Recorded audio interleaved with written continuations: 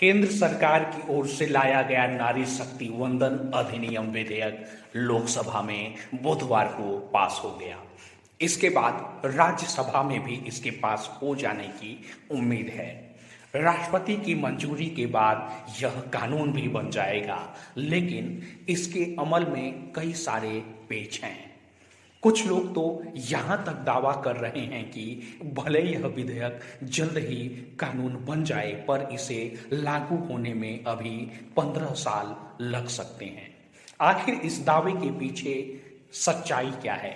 विधेयक किन शर्तों की वजह से लेट हो सकता है? संविधान के किस अनुच्छेद को इसकी वजह बताया जा रहा है? क्या सच में ऐसा होगा? चलिए हम आपको इन सारे सवालों का जवाब देते हैं। दरअसल नारी शक्ति वंदन विधेयक में इसके कानून बनने के बाद इसके प्रभावी होने की 2 शर्तें रखी गई हैं।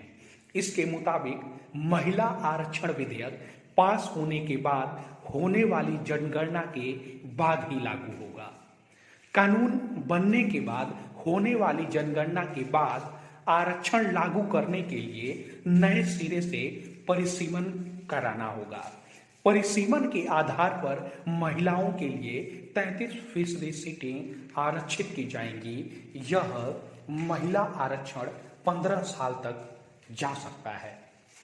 सवाल है कि साल 2021 की जनगणना होनी ही है, तो 2029 के चुनाव के बाद भी तो इसे लागू किया जा सकता है। मगर विधेयक के जो प्रावधान हैं उन्हें देखें तो ऐसा मालूम नहीं पड़ता। दरअसल इसमें जो 2 शर्तें हैं उसमें जनगणना के साथ परिसीमन की भी शर्त रख दी गई है। संविधान का अनुच्छेद 82 कहता है कि 2026 के बाद जो जनगणना होगी उसके बाद ही लोकसभा सीटों का नए सिरे से परिसीमन होगा।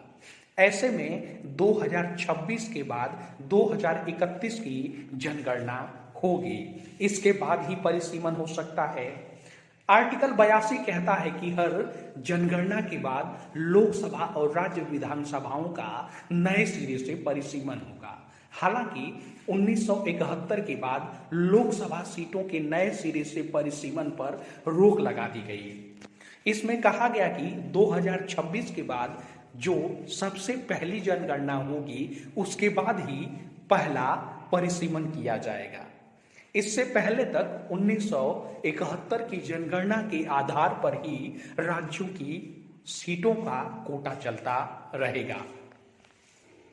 सवाल यह भी है कि क्या राज्यों की विधानसभाओं में भी ऐसा ही होगा? दरअसल राज्यों की विधानसभा के लिए 2001 की जनगणना के आधार पर होता रहेगा। यानी अगर 2025 या उससे पहले 2021 की जनगणना हो भी जाती है तो भी परिसीमन नहीं हो सकता है। कुल मिलाकर 2031 की जनगणना से पहले परिसीमन नहीं हो सकता है। इस लिहाज से 2031 की जनगणना के बाद इसके आंकड़े 2032 तक ही आ पाएंगे। 2031 की जनगणना के बाद परिसीमन आयोग का गठन होगा। आमतौर पर परिसीमन आयोग नया परिसीमन का आंकड़ा जारी करने में 3 से 4 साल का समय लेता है।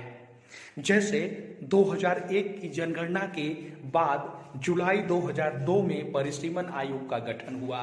यह परिसीमन कार्य 31 मई 2008 को पूरा हुआ।